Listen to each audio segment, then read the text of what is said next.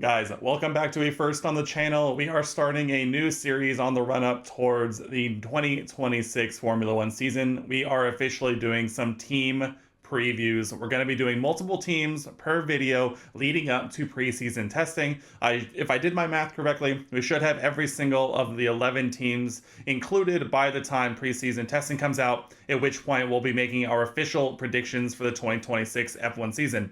But in this one, we're going to be covering 3 teams. We're going to be basically starting from the bottom of the 2025 constructors standings and work our way up from what effectively, well, I guess is Cadillac all the way up into McLaren. Each video will contain 3 teams, except for the final video, which will be a combination of only 2 because that's how math works. So in this video, we're going to be covering Cadillac, Alpine, and formerly Sauber, now Audi. So let's go ahead, get this party started. We're going to be starting with Cadillac, then we'll move on to Alpine, and then round this video out with Audi. And it's going to take a little while to get used to saying that. But welcome in, guys. It's our F1 team previews. Let's go ahead and kick things off, starting with the newest team on the grid for 2026, Cadillac, with the backing of GM and potentially some other stuff going on in the background as well. But it is Cadillac. They are the newest team, the 11th team to join the grid. It was a long road coming for this 11th team, but they are here, and they've spent an entire F1 season, 1, battling to get on the grid, and 2, preparing for this exact moment. Obviously, in 2025, they weren't on the grid, so we can't cover their constructors' standings leading up to the 2026 season. But at the end of the day, this is a transition year for Cadillac, obviously going from pure theory to on-track results. So this is going to be a lot of fun. Let's go ahead and get this thing started and talk about their driver lineup. Obviously, there was a lot of run-up towards the driver lineup for Cadillac, but they have finally settled down with a combination of Sergio Perez and Valtteri Bottas, obviously going for an extremely experienced lineup, both of which were in F1 for a very long time. Sergio Perez obviously was replaced at Red Bull for the 2025 season, and Valtteri Bottas was also replaced, but was in a reserve role with Mercedes the entire time. I think there's not too surprising to see this combination of drivers. They also tagged on Zhou Guanyu here recently for their reserve role as well. And Colton Herta deserves a shout out there too, although he is still working on getting his enough super license points and will actually be competing in F2 this season. So gonna be a lot of fun. Like I mentioned, is going to be a lot of experience in both sides of the garage here for Cadillac, which I think is going to pay dividends for them over not only the course of the season, but also in terms of multiple seasons down the road, because this is a foundational year for them, and it's going to take a lot of experience and guidance from those who are already in the sport for a long time to really set and level that foundation and allow them to build forward from solid footing. In terms of a clear number 1 or number 2 for their drivers, I'm not entirely sure there is going to be. It seems like it's probably going to end up being an open competition with the route they obviously decided to take. I think it's going to come down to potentially maybe not even needing to have a clear number 1 versus number 2. Obviously, both Sergio and Valtteri are more than capable of leading a team. We've seen them do so in the past at their own respective teams in their histories, and so it's going to be very interesting to see what happens there. In terms of dynamics from the drivers, I think their role very clearly is going to be help build the team. I think it's going to be very much working together and use their experience to sort of navigate this opening season for Cadillac. I think it'll be very interesting during preseason testing to see what a lot of the news that's coming out is, and to see who really starts to put a step forward when it comes to both drivers. And then, obviously, I kind of touched on this as well, but who is expected to lead development from a driver's perspective? I think it's very clearly both. Obviously, Valtteri's experience with Mercedes is going to be invaluable, as well as Sergio's experience with Red Bull. Both of those teams obviously built very dominant cars here in recent history, and I think both of them are going to be leaned on heavily to, weigh in on development. All right, next up, let's go ahead and talk about our biggest question for Cadillac heading into 2026. And obviously, I think the biggest question is, it's a very simple one at its core. It is, what does year 1 Cadillac look like? Obviously, They're not taking over a team that has already been there. They are truly starting from the ground up. They are building a new headquarters in Indiana in the US, and it's going to be very interesting to see what year one looks like. It is filled to the brim with those with experience from the team principal role all the way down to the reserve drivers. But at the same time, this is a new outfit and a new environment for all of them and a new crew from the ground up. So it's going to be very interesting to see what it looks like in year one. And in terms of what must go right for them to succeed in 2026, I think it is that experience paying dividends early. I don't know if Cadillac would necessarily be able to afford a slow start. I think they're going to need their experienced pieces to step up and fill gaps where others might be lagging a bit behind. And in terms of what must go right, I think having the experience of Sergio Perez, having the experience of Valtteri Bottas, having the experience of Bonotto as team principal, while they may have their own individual successes elsewhere, for the must to go right, for the season to must go right, I think they have to gel quickly, gel early, and often. Kind of leading into that, we have our biggest concern for Cadillac. And I think the primary risk is that the risk being that they're more unprepared for a full F1 season than they might have wanted to be at this point. A lot obviously has been going on behind the scenes in their preparation for 2026. But at the end of the day, you never truly know how ready you are until you get out there on the first weekend. F1 testing is going to tell us so much. And while we have had to put little asterisks here or there, I think it's going to say a lot about their level of preparedness in preseason testing. And while it isn't the end-all be-all, I think it'll be very interesting to see where they end up in terms of performance at preseason testing. It's going to get very interesting. And then kind of along those lines, the most likely failure point, if things go wrong, I think this is going to lie more in their infrastructure setup. We've seen in the past with teams like Haas, who are working on developing and building up their own infrastructure, that if you're behind, you kind of have to lean on these third-party external sources. And I think if there is a piece that might let them down the most, I think it might be their internal team infrastructure, either that be wind tunnel, design factories, things like that. Time will tell. I'm not sure that's even really something we're going to get to see necessarily as the general public, but it is definitely something to keep an eye on. Okay, there's been a lot of negatives so far. Let's go ahead, flip things around, and talk about the biggest upside for Cadillac going into the season. The biggest key advantage is something we've already talked about a lot, and that is experience, not only from the drivers, but also from the team principal position. We have a lot of key pieces here who have been and owned a lot of experience in other areas of the grid, and I think bringing them all together is going to be invaluable for them in the long run. They also get the benefit of money. Obviously, there's no surprise or secret that Sergio Perez comes with a lot of backing, both in fan support and sponsorship support, as well as you can look even to their reserve role, Zhou Guanyu, also a big, heavy moment for, sponsorship money and as well. So I think, as we've all known, episode 1 of Drive to Survive told us everything we needed to know, that cash is king. At the end of the day, bringing in drivers and with a lot of sponsorship money is definitely not going to go too wrong. So in terms of, biggest upside, experience and money are going to go a long way in year one. And I think they've navigated it pretty well so far from at least what we've seen. Now, when it comes to their best case performance ceiling as a team, I think if things go absolutely perfectly, we're going to touch on it here in a moment, but they've had the benefit of an entire season basically to prepare for their first full go. They weren't having to both operate a in-season run as well as a prepare for 2026 run. And so in terms of, the best case scenario performance, I think they come out of the gates firing, not necessarily, a top half of the grid monster, but I think a very solid performing team. Midfield, I think, is a pretty solid best case scenario performance-wise. Next up, I kind of want to talk about their competitive window. I kind of teased it a little bit there at the end of the last question, but talking about a few of the teams that they'll probably end up primarily fighting, I think the window that they're realistically going to be looking at least to start the season, are going to be your Audis, your Alpines, your Haases. I think that's kind of the area that they'll probably end up battling with the most. We'll see by the end of 2026, but I think at least in the beginning to potentially mid-year, I think that's probably the window we'll see them fighting with the most. Obviously, we could see something crazy and they outperform those expectations, but I think realistically, a good expectation will be kind of fighting, in that lower midfield kind of area. So we'll see what happens with that. But in terms of their realistic competitive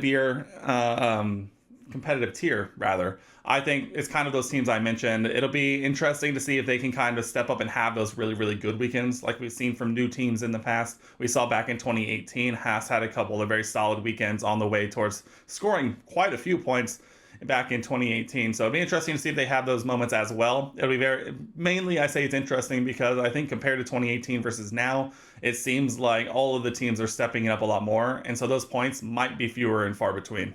And then obviously for their competitive window, their question you need to ask each team is 2026 a building year or is it a must deliver year? And obviously for Cadillac, you can never call it a must deliver year in year one. So it is very clearly a building year. And then finally, let's go ahead and take a look at a bit of a broader view and talk about season expectations. If we just take a broad view of it and talk about best case scenario, I think that the best case scenario is that they use the year off they had leading up to their first season to their advantage and finish way ahead of schedule and are battling consistently towards the lower end of the points.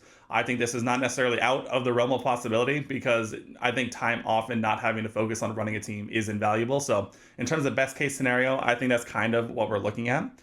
Now, on the other side of the scale, in terms of worst case scenario, I kind of touched on this earlier as well, just being very much more underprepared than they might have been expecting to be. Obviously, when you're comparing against yourself or against teams that are running a different regulation of car, it's very, very difficult to tell where you're at. And I think it could be potentially that the regulation, they may have misinterpreted something very similar to what we saw with Mercedes in the zero pod design towards the beginning of this ground effects regulation that we just left behind. You're never going to know until you get out there. So in terms of worst case scenario, I think maybe just a misinterpretation of the regulations and they just get it wrong and potentially have a long road ahead to try and fix those problems. So time will tell. Now, when you balance out those two, what is the most likely outcome? I think it's probably going to obviously end up somewhere in between there. I think they'll probably have weekends where they nail it, and they'll have weekends where their inexperience might come back to bite them. There's also going to be the factor of gelling together. And so I think it's probably, I know it's a cop-out answer, but with Cadillac and a new team, you just really never know what you're going to get. So probably somewhere in between, we'll probably see a very roller coaster type season, probably with an expected constructors finish, in my opinion, of somewhere between 9th and 11th. I don't know if you can expect too much in a year one at this point in time, but hey, time will tell. And then in terms of one final storyline for the entire 2026 season to follow, I think it's very obvious that, the question you have to ask is, can Cadillac outperform the expectations laid out ahead of them as a new 11th team? There was a lot of conversation about adding an 11th team, and I think it's going to be a question all season long of can they rise to the occasion, get the results that they need to, and make the most of being added as F1's 11th team. And then in terms of our last point, is it going to be a driver, technical, or organizational focus year? For me, I'm going to dub 2026 as an organizational year for Cadillac, mainly because it's what I talked about across this entire preview section. It's going to be very much a forming year for Cadillac. Obviously, they've had all the time in the world to prepare for this, but until you're in the fire, you never know what you're truly going to have. And so getting the pieces into place, getting the correct pieces into place, and delivering those expectations is going to be what it's going to be about here in 2026. And I, for one, can't wait to see it. So there we have it, guys. My Cadillac 2026 F1 team preview. All right, we've wrapped up Cadillac. Let's move on now to talk about the 10th place constructors finisher from 2025. That is Alpine F1 team. Obviously a long 2025 season for them, as they not only had a bit of a choppy driver lineup, they also had a lot of organizational restructuring going on as well. So what does that mean for 2026? Well, we're about to give our opinion and see what we have in store for them here in 2026. Like I mentioned, they did finish 10th in the constructors, pretty far off of what was Sauber at the time. And so it was very clear they were kind of sacrificing 2025, which I think could play a big factor here as we move into 2026. And in terms of the overall team direction as of right now, I think it is definitely a rebuild year for Alpine. Obviously, they sacrificed everything in 2025, so they're now attempting to rebuild their team here in a new era of regulation. So it'll be interesting to see if they pull it off. So let's go ahead and get things kicked off here with our driver lineup for 2026. It is Pierre Gasly and Franco Colapinto. Obviously, the same lineup as we saw here in 2025. I think it is very clear that they are definitely going for a bit of a balance when it comes to their driver lineup in terms of driver experience versus young talent. Obviously, Pierre has been around Formula One for more than a few years at this point and has more than a few seasons under his belt to draw on. And Franco Colapinto now has almost effectively an entire season in the Alpine after spending a good portion of 2024 in the Williams. And so they are probably actually have one of the more experienced rookies, or at least second year drivers on the grid, potentially only behind, another team we'll get to in another video. But at the same time, I think it's very clear they're still going for the, experienced lead driver with the young talent who shows some flashes from here or there. Obviously, it was a bit of a long season for both of them. I think Pierre did have a couple of moments over 2025, and Franco was just trying to get his feet wet under his new team. And so it's very interesting to see what happens there. I did allude to this, but I think it's pretty clear that Pierre will be the number one driver for Alpine. Obviously, we saw moments in 2025 where that was potentially challenged by Franco. So I think at least what is planned is for Pierre to be the number one driver. We'll see if Franco allows that to happen. And then in terms of internal dynamics or pressure points, I think the biggest one actually isn't even necessarily a driver. I'm going to go ahead and say in our driver dynamic section, the biggest dynamic or pressure point might actually be Flavio Briatore, who I think is just the biggest pressure point or dynamic point in the entire organization. So I think that definitely has to be mentioned here already. And don't worry, you'll be hearing about him again later. And then in terms of who is expected to lead development, I think it's pretty clear Pierre is definitely probably going to be taking the lead on that. He has the most experience not only within the team, but also in Formula One as well. And while Franco, I'm sure, will offer his points and perspectives, I think Pierre will definitely be leaned on heavily to, develop the car here as we head into a new era of regulations. All right, let's go ahead and talk biggest question for 2026 for Alpine. And I think the biggest question on my mind, at least, is was the tanking in 2025 worth it? Was sacrificing an entire year going to be worth it in terms of not only stockpiling potentially money but also time developing the 2026 car?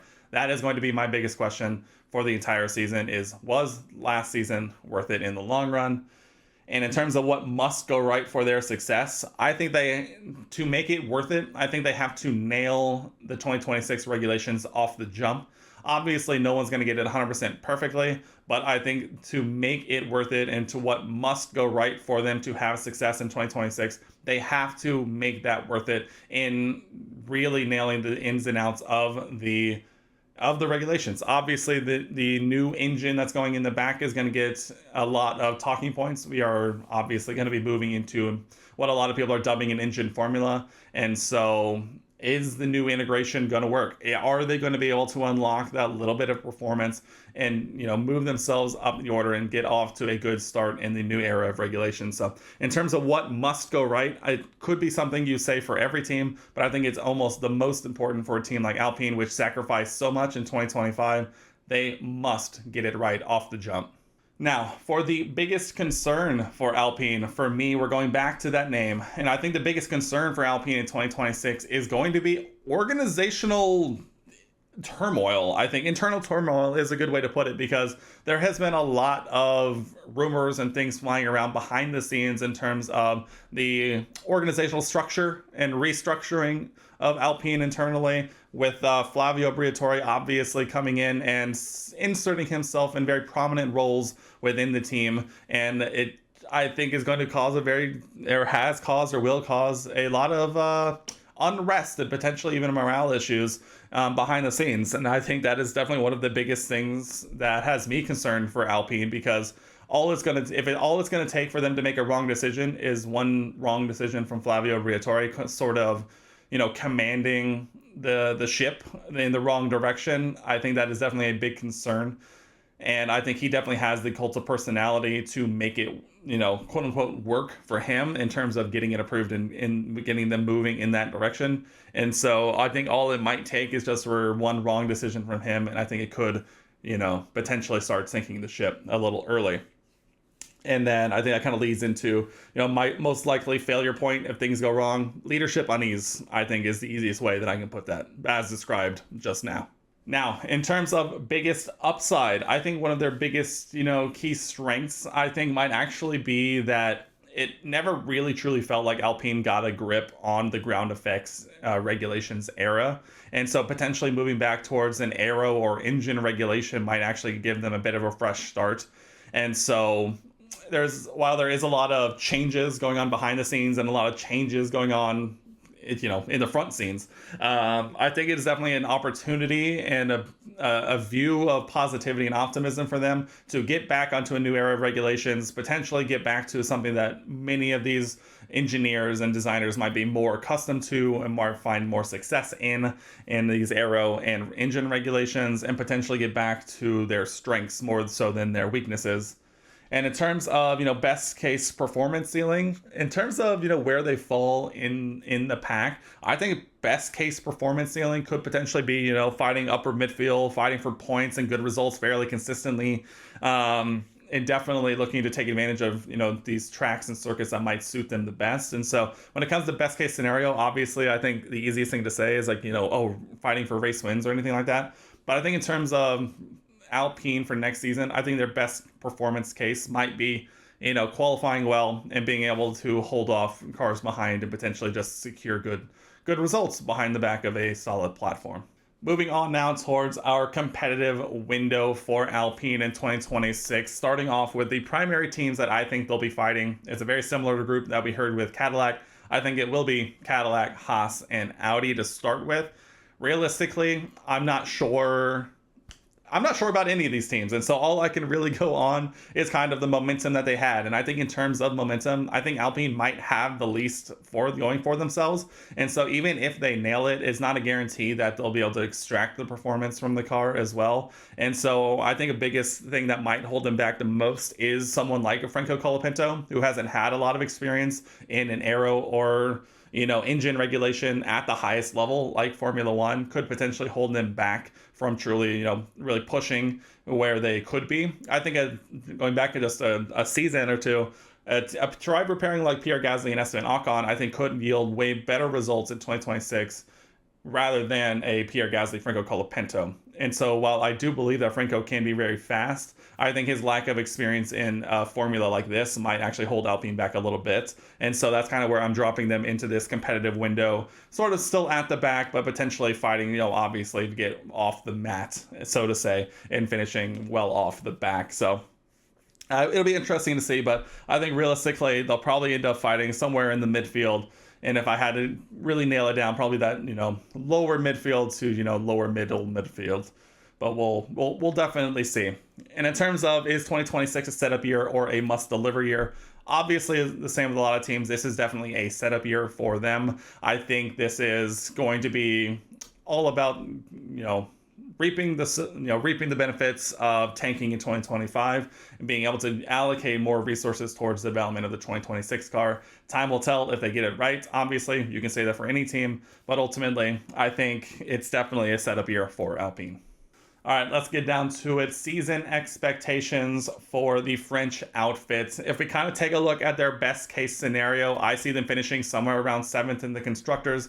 Their tanking in 2025 does them very well. They are able to get off to a good start in the 2026 regulations, potentially taking advantage of some really good results early and trying to hold off down the rest of the 2026 season to finish around 7th in the constructors and secure themselves a very solid result for the first year of this regulation. Unfortunately, I think in their worst case scenario, as with probably most teams, but none more so than this group here, their worst case scenario see them finishing towards the back once again, potentially even last if they get it extra wrong. So Will a bit of inexperience both in one side of the garage as well as just sort of a lot of internal turmoil hold them back? Time will tell. I think most likely outcome probably somewhere around the ninth finish in the constructors. I think they'll definitely take a step forward as compared to 2025. But at the same time, I don't know if they have what it takes, at least as of right now, to truly battle further up than that. So most likely expected constructors finish range, probably somewhere between 8th and 10th, if I had to say so myself. Obviously, that's going to also depend on how other teams finish, but I definitely don't know if I see them fighting truly for that midfield spot. But hey, time will tell. And then in terms of storylines to watch in 2026, I think the single narrative to follow, I think, is going to be the cult of personality that is Flavio Briatore, actually, just because in the welcoming and ushering in of a new era of regulations, these sort of very dominant personalities, I think, are going to shine through the most in these teams as they try and navigate a new, set of regulations. And so the biggest thing that I'm going to want to be watching is Briatore itself, because he is in that slot so well that I think is going to be extremely fascinating to see what happens there. It'll be very, very fun to watch, I'm sure, but it also could lead to a lot more organizational uncertainty, and who knows? There's been things flying around about, well, whether or not Alpine or Renault even want to be in F1 anymore, and so, hey, it could go 0 to 100 or 100 to 0 really fast. And then last but not least, is this a driver, technical, or organizational focus to watch this year? For me, it is definitely a technical focus.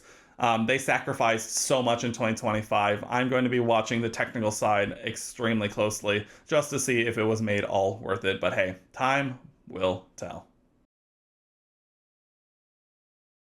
And then last but not least for this preview video, we have Audi, the team formerly known as Sauber or Kick Sauber, whatever you want to call them. It is Sauber's final year in F1 in 2025 as they now transition over to Audi. So it is going to be a lot of fun and probably going to be talking very similarly to as we did with Cadillac. But obviously we have a little bit of history to go on with this Sauber run as well as this results for Sauber in 2025. So let's go ahead and kick this thing off, get Audi started. Let's talk about their 2025 Constructors Championship position. They did finish 9th, obviously, and actually was a very solid year for Sauber. I'm going to call them Audi, but just know when I talk about 2025 results, I mean Sauber, obviously, because Audi is taking over for 2026. But just for consistency's sake, I'm now, from here forward, only going to be referring to them as Audi, because also that's going to be how I start to learn to stop calling them Sauber and start calling them Audi.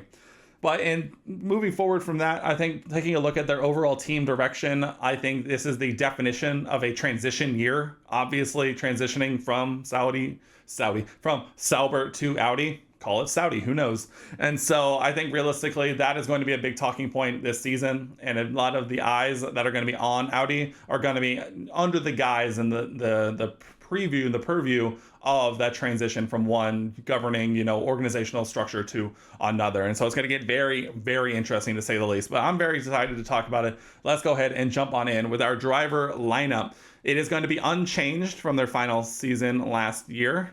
Obviously, Nico Hülkenberg and Gabriel Bortoleto going to be leading the charge for the team. Obviously, Nico Hülkenberg last season, have to get it in here because he is on my wall.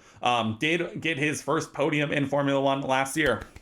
Gotta mention that effectively as many times as possible. And Gabriel Bortoleto obviously also had a lot of really good moments that have a lot of people excited, including myself, to see what he does as we move into a new regulation era. Kind of continuing to talk about them, experience versus youth balance. Obviously, I don't know if there is a better team to definitively describe a balanced driver lineup than Audi, with Nico Hülkenberg, one of the most experienced drivers on this grid, as well as Gabriel Bortoleto, who has only had one season under his belt at the same time. And so it is going to be very fun, I think, to see the balance and the dynamic between those two, because I think it is very clear that Hülkenberg is going to be the clear number one driver, but at the same time, as we saw in 2025, Bortoleto had a lot of weekends where he was truly outpacing Nico at the same time. And so I think it's going to be a potential situation where Nico is going to be the number one, but it might not always look like it, with Gabriel Bortoleto putting in some very solid results. So I, for one, am very excited to see what the youngster can do. At the same time, I'm a big Nico Hülkenberg fan, so what's not to love about this pairing?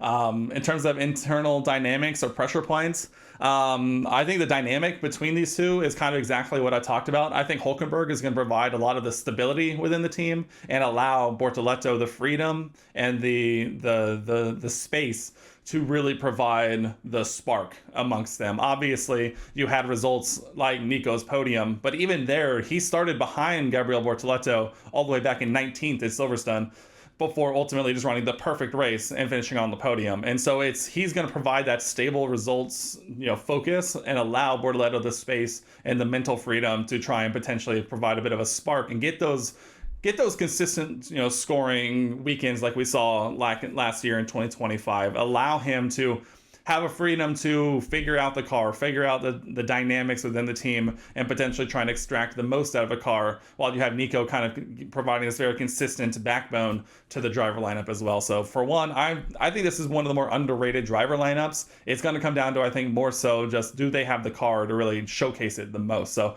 time will tell. And in terms of who is going to be expected to lead development, I think this is very clearly still obviously going to be Nico Hulkenberg. I mentioned it. He's one of the most tenured drivers on the grid, has I believe, besides potentially Alonso, has the most race weekends under his belt, the most rare regulation eras under his belt. There's only a few drivers on the grid who can even compare, and so I think it's very clear that he'll probably end up leading development. But at the same time, I'm sure Bortoleto will be very much involved at the same time. All right, let's go ahead and talk biggest questions for Audi going into 2026. And I think it is very obvious that the single biggest unknown for this team is going to be, how does the transition to Audi impact the steps forward that they really took in 2025? Because in the transition from 2024 to 2025, I think, was a big one. In 2024, Sauber were really struggling. They were finishing consistently at the back with Valtteri Bottas and Zhou Guanyu. Moving into 2025, they get Nico Hulkenberg for the transition towards Audi for the future, as well as a very promising rookie who dominated F2 the year before in Gabriel Bortoleto. And so they ended up taking a lot of steps forward, some very consistent points finishing, a podium for the team with Nico. Gotta slip it in there every single time. And so now the question is, does the transition to Audi, what's that going to mean for this momentum they seem to be building up? Obviously, going from finishing last in 2024 to finishing what is now 9th in 2025. Are they going to be able to continue that momentum, or will the transition to Audi get in the way and potentially stifle that momentum and potentially impact them on the road? Obviously, new era of regulations at the same time. It's going to get very interesting, but momentum in F1, I think, is a real thing that if you get down the right path and keep that ball rolling, it'll only continue to roll faster and faster. So that is, I think, definitely the biggest question that I have for Audi going into the season. And in terms of what must go right for them to have success, I think a smooth transition is the key here, because any major shakeups that disrupt that momentum, I just talked about it, momentum is a real thing. And I think losing confidence or having to then go on a quest to find the right answers to questions you shouldn't have to have if if you're able to get off on the right foot, I think that is going to be the key here. Obviously, a team transition, a major team transition, is going to yield a lot of questions and a lot of potential mesh points that could go wrong at any given step. But if this season is going to go right, I think they have to navigate it smoothly, efficiently, and directly to the point. Okay, let's go ahead and chat biggest concerns for Audi here in 2026. And I think the primary risk entering the season, very much like what I just talked about, that the transition to Audi overshadows the on-track action. I think it would be very easy to get really bogged down and narrow in the talking point when it comes to Audi into solely the transition from Sauber to Audi. I, for one, am concerned that could be the case, mainly because we saw really good things for that team on track last season, and I don't want that to get lost in this transition with Audi coming into F1. Obviously, Audi is a mainstay in motorsports across the world and across disciplines, but I don't want that to take away from the on-track action and potentially distract the team internally even to developing the car and navigating this new era of regulations. Will that happen? Probably not. But I think in terms of biggest concerns for me, it is definitely right up there. And then I think the most likely failure point, if things go wrong, I think it's very similar to what I talked about with Alpine as well as Cadillac a little bit, that the organizational changes that happened with the transition to Audi, obviously I actually am not sure how many organizational changes or consistencies there were from season to season, but at the same time, that is one of those mesh points that I talked about that could throw a wrench in things, and so it'll be very interesting to see. And I think if there is going to be a failure point, that could be the simplest one to point at. All right, let's go ahead and talk biggest upside, a key strength or advantage for Audi. I think very similar to what we've talked about before. There is a lot of experience going from Sauber to Audi. I think there's a lot of experience up and down the organization. And so I think this is going to be a good opportunity to lean on that experience and try and make the transition as smooth as possible. The Nico Hulkenberg position, I think, is going to be extremely, extremely important. I touched on this when we talked about Cadillac, but I think having that experienced driver in the car is going to be invaluable, not only to development, but also to the organization to know where they're at and potentially be able to make the correct calls from there. And so in terms of key strength, experience is definitely on the top of my list, both up and down the organizational structure. And in terms of best case performance ceiling, I think we're definitely going to be looking at a potential, kind of exactly what we saw last year, potentially some very decent qualifying, and then obviously being able to take those qualifying and convert them into good results. Very similar to 2025.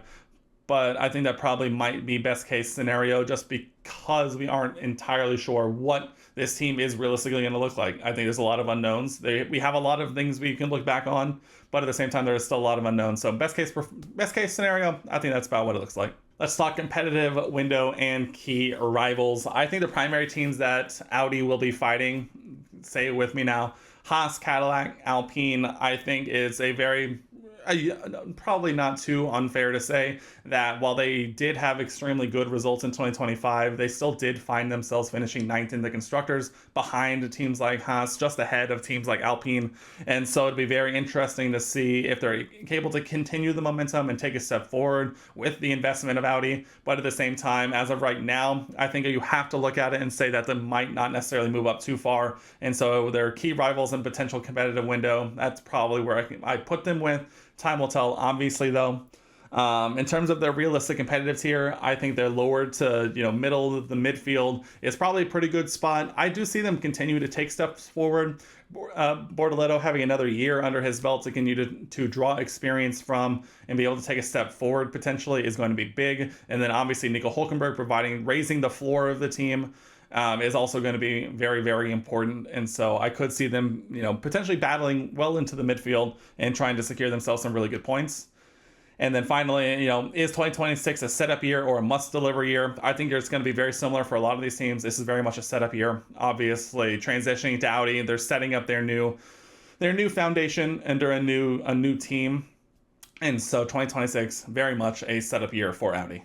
Let's talk season expectations. I think the best case scenario for Audi this year is that the transition goes better than expected and the excitement of Audi, propels them forward, potentially finishing even as high up as 7th in the constructors. I think the top of that lower end of the grid, I think, is definitely up for grabs this season. And I think if everything goes well, I think they carry a lot of momentum forward from 2025. I think this could almost be even a realistic scenario. But I think if I have to look at it, as a best case scenario, I think 7th would be a very, very, very good result for Audi in their first season on the grid. Now, when it comes to worst case scenario, I put 10th as their worst case scenario. Obviously, if any team gets it, the most wrong, especially in this little pack of teams, I think it would be very easy to finish 11th. I think personally their floor is 10th. I don't know if I would see this team finishing last, especially even with the transition to Audi. And so realistically, I think they actually have one of the higher floors in terms of this group of teams. And so I think there will be a very narrow, it's one of those classic situations of, high floor, but a low ceiling. And so you're going to get at least this much, but even like the high highs might not necessarily be as high as others. And so I'm hoping that and predicting you'll see a very consistent level of performance, but not necessarily those super high highs at the same time. So you take what you get, and you take the highs with the lows at the same time. Now, when it comes to their most likely outcome, I see them probably finishing around 8th, I would say, in terms, and then also their, expected constructors finishing range. I put somewhere between 7th and 10th. Obviously, somewhere between my best case and worst case scenario. So 8th, I think, feels about right. Another little step forward, beat a few teams, build some momentum, get off to a good start in the regulations, and I think the results will speak for themselves. All right, let's talk about the one storyline to watch for Audi going into 2026. And for me, I think the single biggest thing to follow is that, the question is more so, will there be any major changes to this team than what we've come to expect from them as Sauber, or will Audi really dive all in and make sure that that the investment is going to be worth it on their end? There was a lot of rumored, hoeing and humming along the way to, is it going to be worth it? Is this, that, or the other thing? I think the biggest question following this team this season is going to be, is it going to be worth it for Audi? And is there going to be any major shakeups from the way they operated as Sauber versus the way they're going to now operate as Audi? My gut says probably, but I'm very curious to see what that looks like. And then in terms of, is this going to be a driver, technical, or organizational focus for this year? I think this is definitely a technical focus. Obviously, the retooling is Audi, but at the same time, they get the benefit of transitioning from Sauber to Audi. And so it's a little different than, an organizational thing like Cadillac, but I think it's definitely a technical switch because they do have at least a little bit of the momentum in that foundation already established. Guys, there we have it. The first 3 teams in our F1 team previews here for 2026. We covered Cadillac, Alpine, and Audi as we gear up and prepare for 2026. My question for you is, which of these 3 teams do you think will perform the best? I think there's very curious cases to make for each and every one of them. So I'd love to see what you guys have to say about these 3 teams. Let me know down in the comment section below. Which of these teams do you think will finish higher in the constructors in 2026?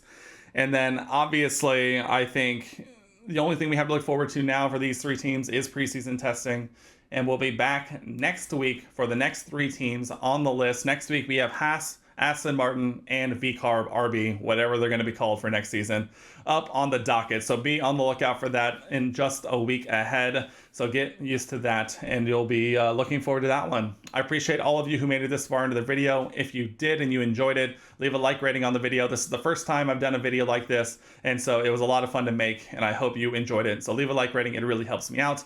And as always, if you haven't already, subscribe so you don't miss any action as we head towards the 2026 season at rapid pace.